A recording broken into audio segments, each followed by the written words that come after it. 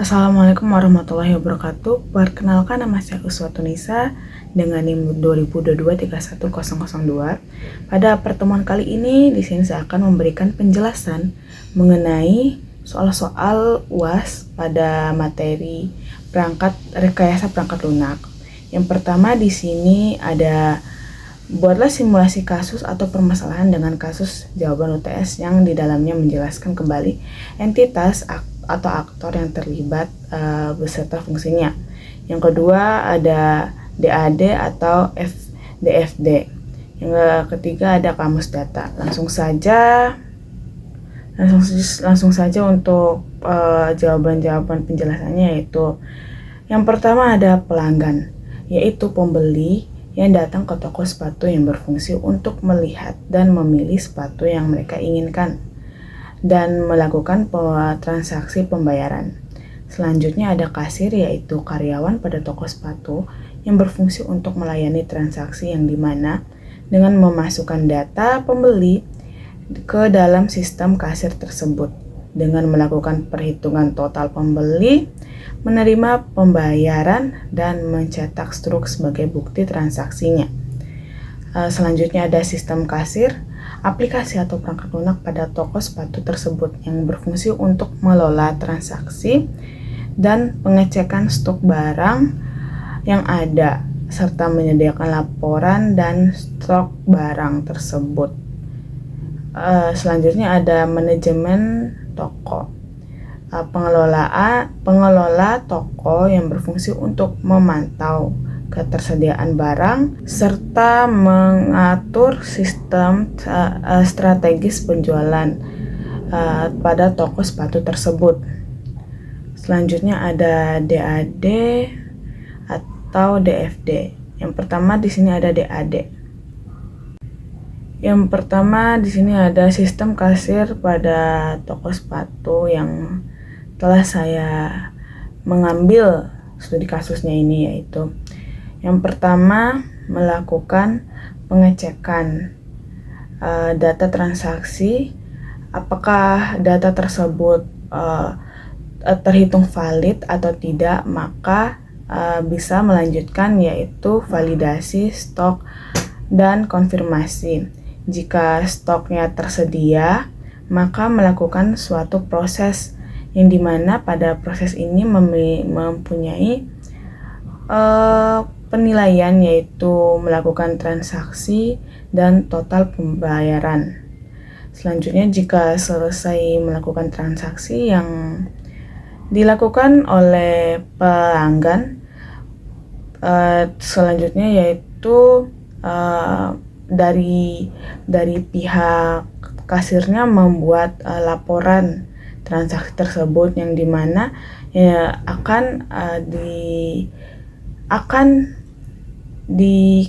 akan diberikan kepada pihak manajemen toko tersebut dengan menyimpannya bukti-bukti transaksi yang telah dilakukan oleh pelanggan tersebut, lalu mencetaknya dan membuat sebuah laporan yang dimana laporan ini untuk diberikan kepada manajemen tersebut.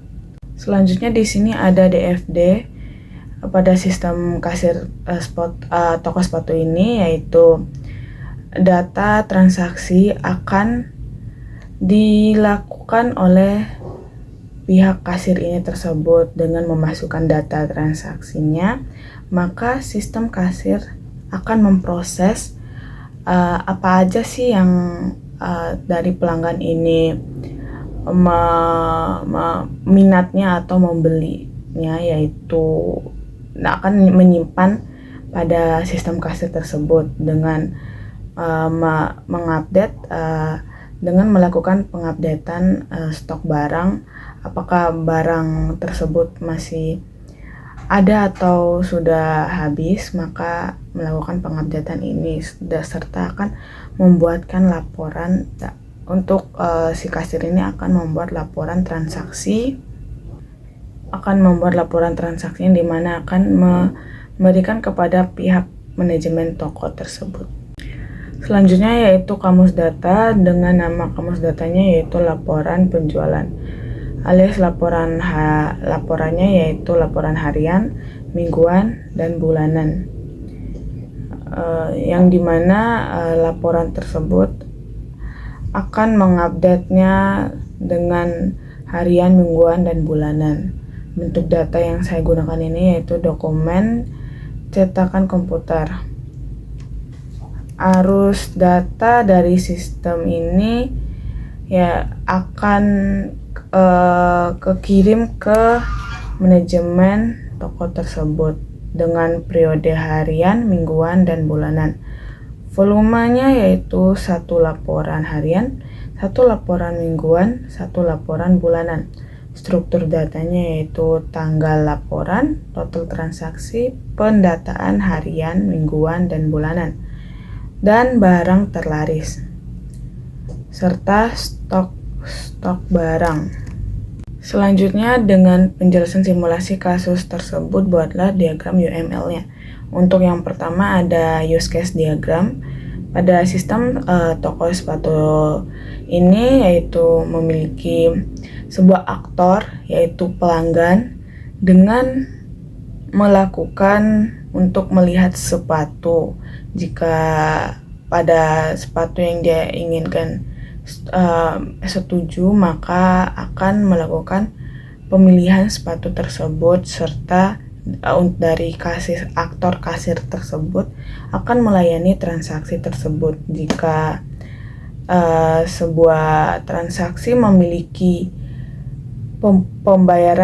memiliki kegagalan dalam pembayaran, akan melakukan extend, serta selesai pada transaksi ini, maka akan mencetak sebuah struk, yang dimana struk ini akan diberikan kepada pelanggan tersebut, serta sistem akan melakukan pembaruan stok barang. Dengan pembaruan stok barang ini akan dipantau atau akan dibuat laporan untuk diberikan kepada pihak manajemen toko sepatu tersebut.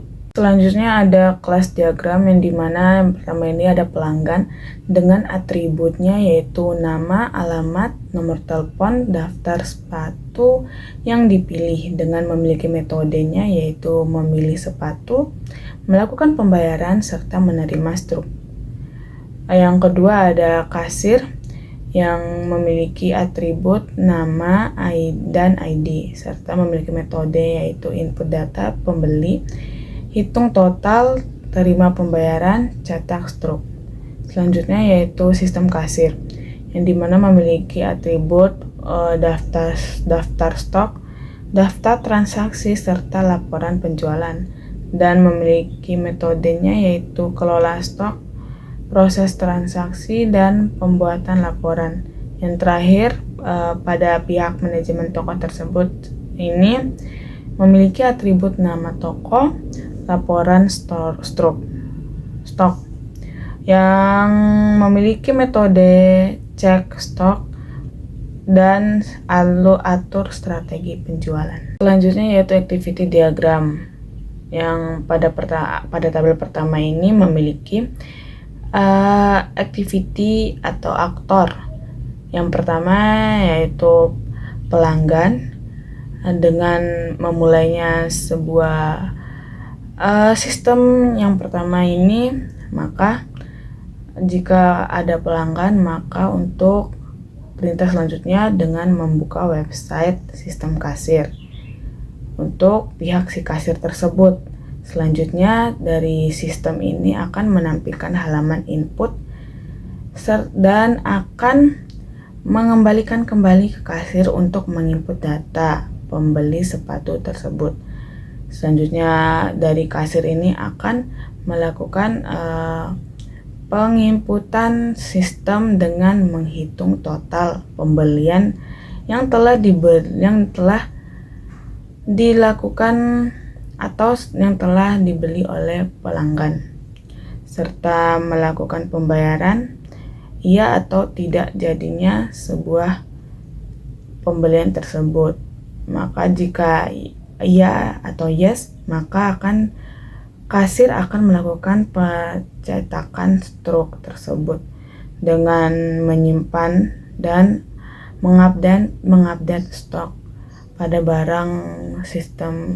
barang toko sepatu tersebut.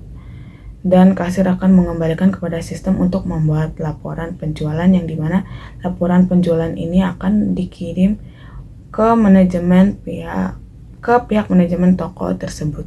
Selanjutnya, dari simulasi kasus tersebut, buatlah 3 contoh rancangan interface atau antarmuka dari rancangan perangkat lunak yang akan dibangun.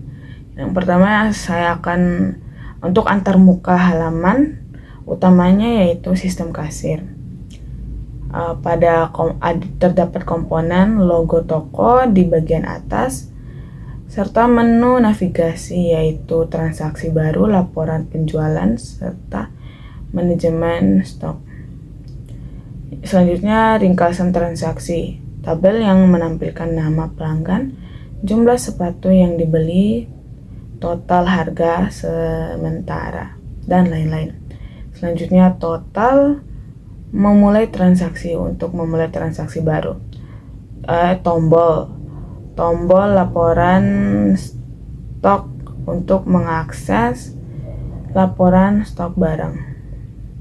Selanjutnya yaitu antarmuka, menginput data pembeli dan transaksi. Komponennya yaitu valid untuk data pembeli, nama, alamat, nomor telepon, dan list sepatu yang tersedia, tampilan daftar sepatu yang ada dengan informasi harga dan ukuran, tombol tambah ke keranjang untuk menambahkan sepatu yang akan dipilih dan akan disimpan pada keranjang belanja tersebut. Selanjutnya ada tombol hitung total untuk mengatur total harga belanja. Selanjutnya ada tombol selesai transaksi untuk melanjutkan ke proses pembayaran.